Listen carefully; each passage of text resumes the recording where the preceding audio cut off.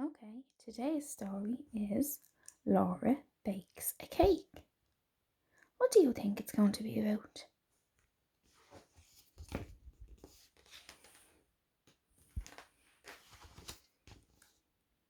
The title again, Laura Bakes a Cake.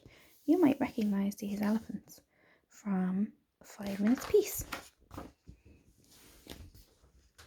Mrs. Large and Lucy were shopping at Mr. Short's supermarket. "Oh, no, you don't," said Mrs. Large as Lucy helped herself to a bar of chocolate. Mrs. Large took the chocolate from Lucy's trunk and put it back on the shelf. "The sooner we're out of here, the better," she said. Mr. Short was admiring the large pyramid of cans he had just built when Mrs. Large and Lucy came around the corner. By now, Lucy was tired of sitting in the trolley, so she stood up, flung her arms around her mother's neck. The trolley pushed back away behind her and hurtled towards the cans. Crash! Cans flew in all directions. "Oh no!" gasped Mrs. Large. "If we're not careful, Mr. Short won't let us come into his shop any more," Mrs. Large told Lucy when they got home. While her mother was busy making a cup of tea, Lucy opened the bag of flour that they had just bought. Mrs. Large turned around and saw Lucy covered in flour from trunk to toe. "Oh, Lucy," she cried, "not the flour." Lucy sneezed. Tissue. Laura was very excited when Mrs. Large arrived to pick the children up from school that afternoon. "We're going to make a strawberry jam sponge cake tomorrow," she said. As they walked home, Lucy got hold of Mrs. Large's handbag when no one was looking and took out her mother's purse. She's a little rascal. "I'm cooking a cake at school tomorrow," said Laura, told everyone at that evening, "and I needed to take some flour." "Don't talk to me about flour," said Mrs. Large, groaned. "But I've got to have some for school tomorrow," said Laura. "Why on earth didn't you tell me earlier?" cried Mrs. Large.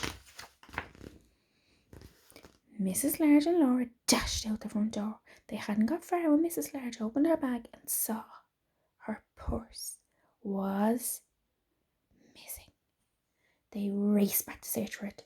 Mrs. Large looked in the bath while Laura peered inside the washing machine. Lester lifted up the cushions and Mr. Large looked in the fridge. Finally, Luke found it under the pushchair. Mr. Short was closing his shop by the time they arrived. "Wait!" gasped Mrs. Large. "Too late," said Mr. Short. "But all we need is one bag of flour," said Laura. "It's for my school cake." Mr. Short took no notice and carried on pulling down the shutters. "What are we going to do now?" cried Laura. On the way home, Mrs. Large had an idea. They could ask their neighbour, Mrs. Smart, if Sebastian would share his flour with Laura. "No problem," he said immediately, very cheerfully. "But we've only got enough for one cake," said Mrs. Smart sharply. "In our house, we always make a shopping list so we don't forget things." Laura looked miserable as they set off for school the next day, and Sebastian came out with cake ingredients in a basket. While they were chatting, Lucy again slid her trunk into the basket. She took out an egg and smashed it on the pavement. Then another. "Stop her," said Mrs. Smart. But Lucy had the third egg in her trunk and was aiming it at Mrs. Smart's car. "Oh, really, my new blouse. How can Sebastian make the best sponge cake without any eggs?" "Don't worry," said Laura. "We've got loads." "Well then, you must share them with Sebastian," announced Mrs. Smart.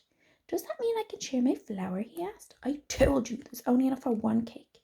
Then we'll make a cake together." Laura and Sebastian came out of school carrying a beautiful strawberry jam sponge cake. "It looks fantastic." "I can see which half is yours, Sebastian," said Mrs. Smart proudly. "It's the one that's fluffier, so much lighter." That evening, all the family enjoyed the strawberry jam sponge. "What do you think?"